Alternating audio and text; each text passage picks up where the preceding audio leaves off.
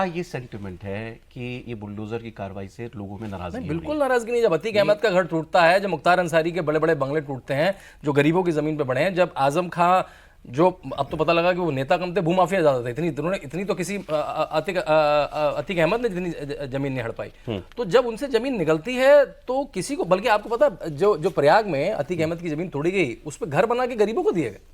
नहीं, वो मैं जानता हूँ। तो इसलिए किसी को दिक्कत नहीं है, किसी गरीब व्यक्ति को योगी कोई सरकार दिक्कत नहीं डिफेंसिव नहीं है, बिल्कुल डिफेंसिव। उन्होंने कहा भी कि आपको डिफेंसिव होने की कोई जरूरत नहीं, फ्रंट फुट पे खेलिए। अभी के भाषण में बोला भी उन्होंने, कोई डिफेंसिव होने की, बैक फुट पे आने की कोई जरूरत नहीं। देखिए, क्योंकि उन्होंने क्या कहा, क्योंकि आप सेवा का काम कर रहे हैं, क्योंकि आप काम कर रहे हैं। जो जाति के नाम पे इधर तिगड़म लगा के चुनाव जीते, उसको बैक फुट पे आने की सर, अब इस शब्द का मतलब क्या है? अफसरशाही का मतलब क्या?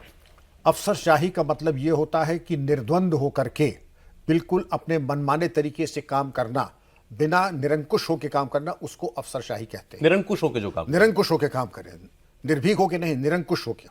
अब मैं आपको बताऊं, जो आरोप है प्रमुख साहब, सीयूजी फोन नहीं उठाते हैं।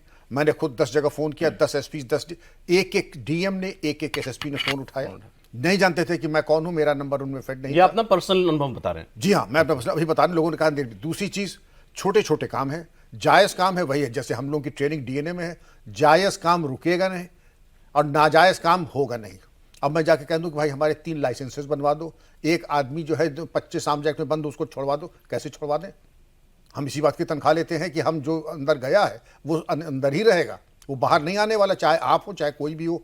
अब अगर हम जाके जायज़ बात कहें, वो ना हो, तब तो आप बात कह दीजिए कि हमारे काम नहीं हो रहे हैं। पहले आप देख लीजिए आपके काम हैं क्या, जायज़ हैं कि नाजायज़ हैं। आप जाकर के जितने भी चालानशुदा गाड़ियाँ उनको छोड़वाना चाहते हैं।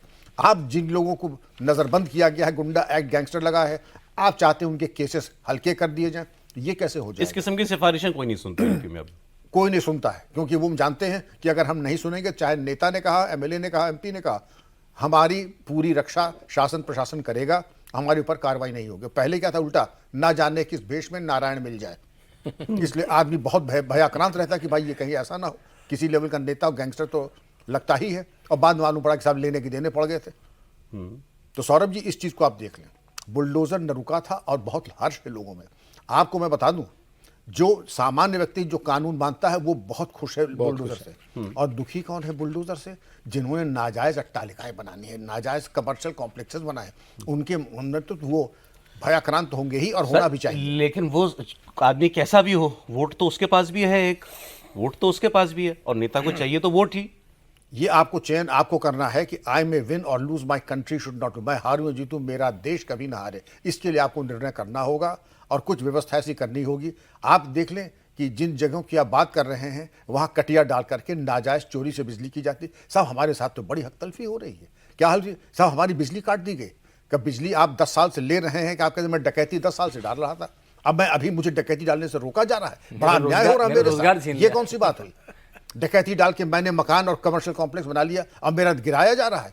आपने डकैती से जो खड़ा किया है, ये दरअसल लूट की संपत्ति है, राष्ट्रीय संपत्ति है। ये राष्ट्र के पास वापस जाना है।